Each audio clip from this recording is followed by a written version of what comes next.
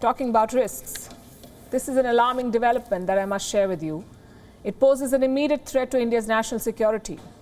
As you all know, 3 months back, the Americans left Afghanistan and gave the Taliban a few gifts. State-of-the-art helicopters, attack planes, rifles, machine guns, Humvees. The most advanced of American weapons were left behind for the Taliban on a platter.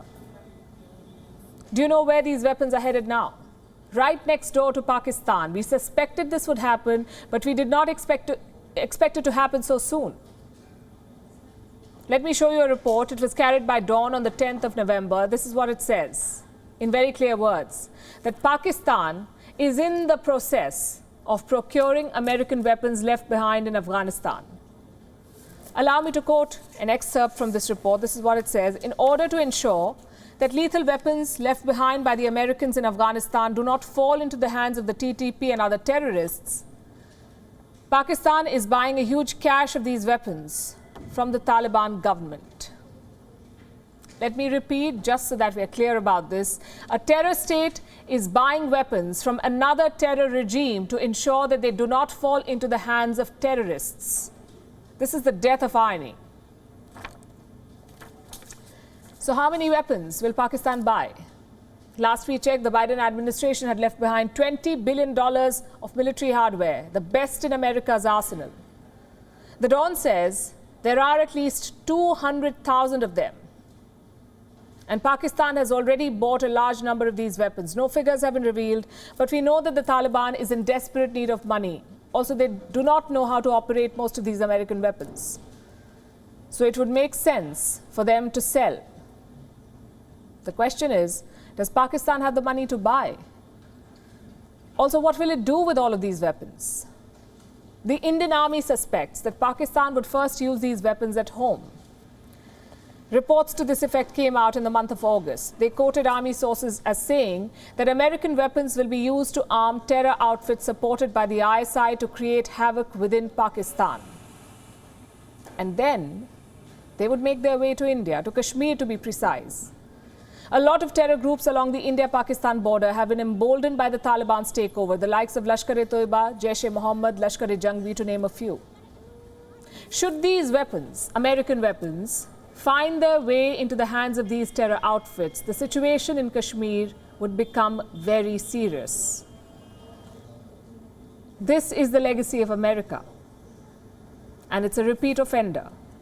It has made a habit of arming terrorists and rogue regimes. It left these weapons unguarded in Afghanistan, did not even make an attempt to get them back. The same America is now attending security dialogues in Islamabad for peace and stability in Afghanistan. I'm talking about the Troika Plus meeting. It happened today. Officials from the US, China, Russia and Pakistan held a dialogue with Taliban delegates today. A dialogue chaired by Pakistan's Foreign Minister Shah Mahmood Qureshi.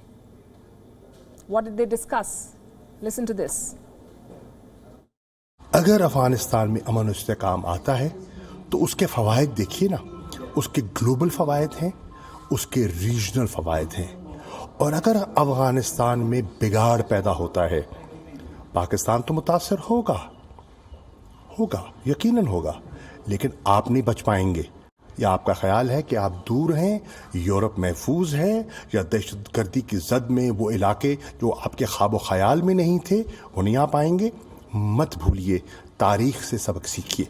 हमने तारीख से सबक सीखा है और हम तारीख की उन गलतियों को नहीं दोहराना चाहते।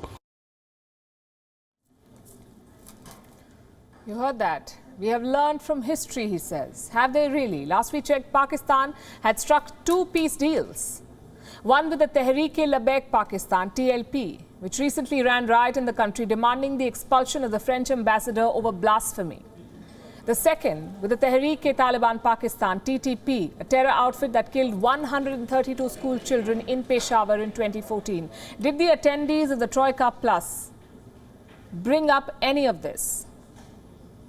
Did they seek any justification from Pakistan for surrendering to terrorists? Did they ask Islamabad why it was buying weapons from the Taliban? They did not. And their failure to raise these questions only makes them complicit in Pakistan's actions. WION is now available in your country. Download the app now and get all the news on the move.